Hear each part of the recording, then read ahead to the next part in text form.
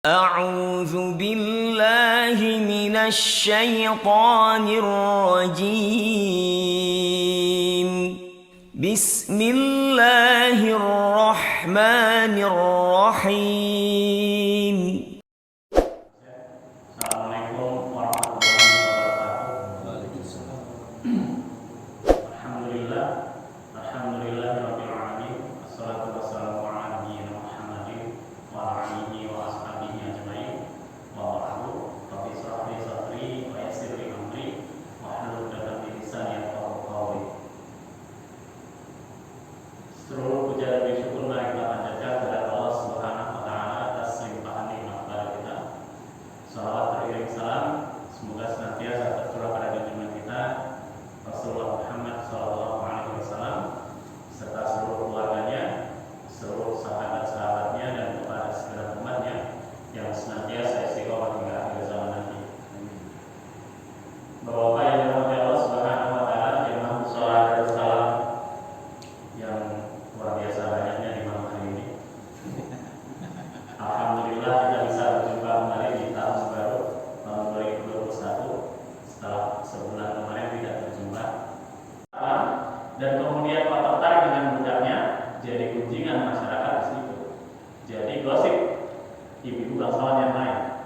Karena emosi dipanggil seperti yang disuruh apa? Dia mengadakan pesta. Ketika ibu-ibu bangsawan itu sedang ngiris buah-buahan itu, disuruh keluar. Apa ya Pak? Eksploitasi. Gak ada seneng-senengnya Pak sekarang ini. Eksploitasi ya. Keluar sih semua. Ini ibu semua nih. Yusuf keluar begitu niat tuh. Matang banget, ini bukan manusia, ini malaikat. Sampai-sampai mereka nggak merasa ketika ngiris tangan sendiri.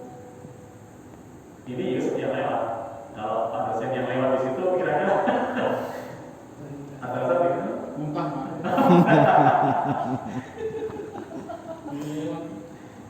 Saya punya baca ayat itu nggak bisa bayangkan kegantengan di situ seperti apa.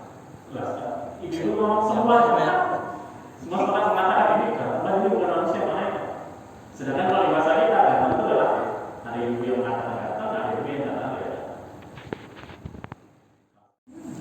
Jika kebaikan itu diidentikan dan disimbolkan dengan surga,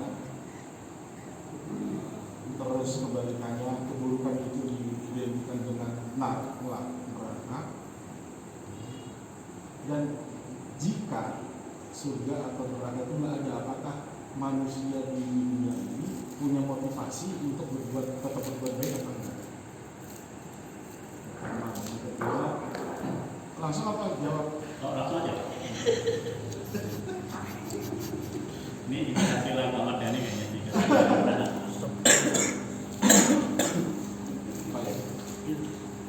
Yang kedua, tadi sempat ada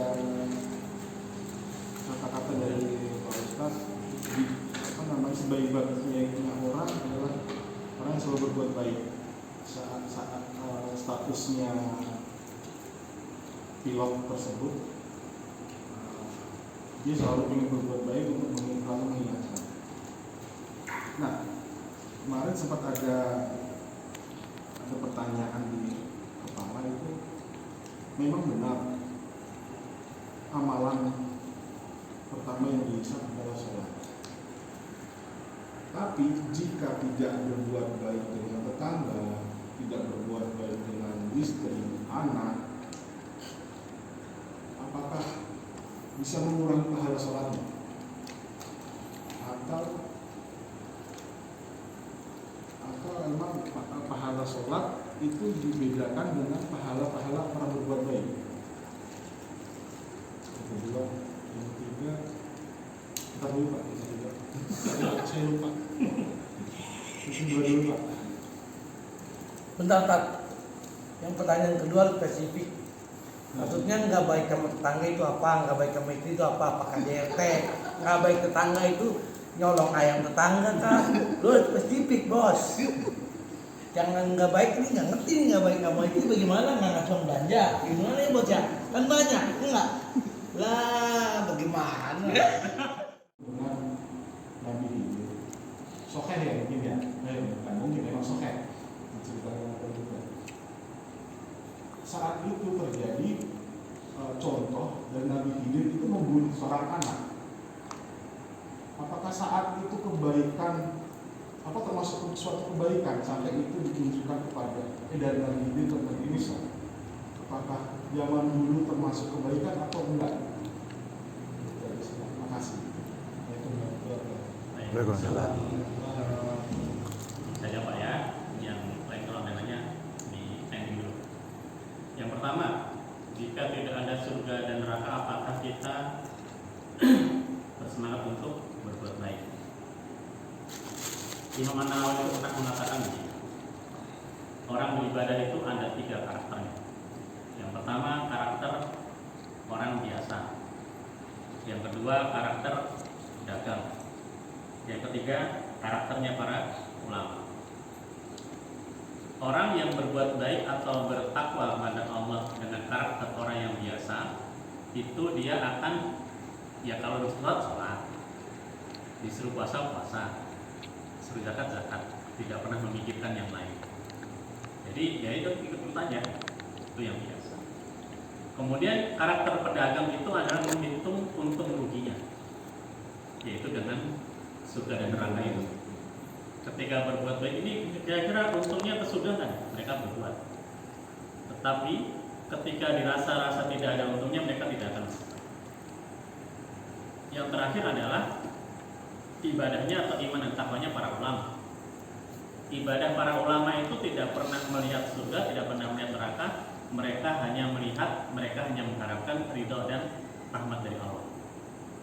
Ini yang harus kita contoh. Kita beribadah selama ini sebenarnya Pak, yang kita harapkan itu sebenarnya kan hanya ridho dan rahmat Allah. Karena kalau Allah sudah sayang kita, sudah meridhoi kita, sudah merahmati kita, apa yang kita minta pasti Allah kabulkan. Maka yang perlu diluruskan, dibenarkan itu adalah niat kita berbuat baik itu. Kalau hanya sekedar mengharapkan surga, apakah boleh? Boleh. Toh itu nanti tempat kembali kita. Tetapi yang salah adalah ketika kita hanya sekedar mengharapkan surga, tapi tidak pernah mengharapkan ridho dan rahmat dari Allah. Salah ini. Karena yang memasukkan ke surga itu bukan amal kita, tapi kasih sayang Allah.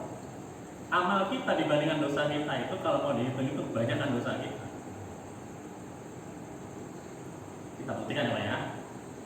Kita beramal misalkan sholat, nanti ada hubungannya dengan pertanyaan yang kedua tadi.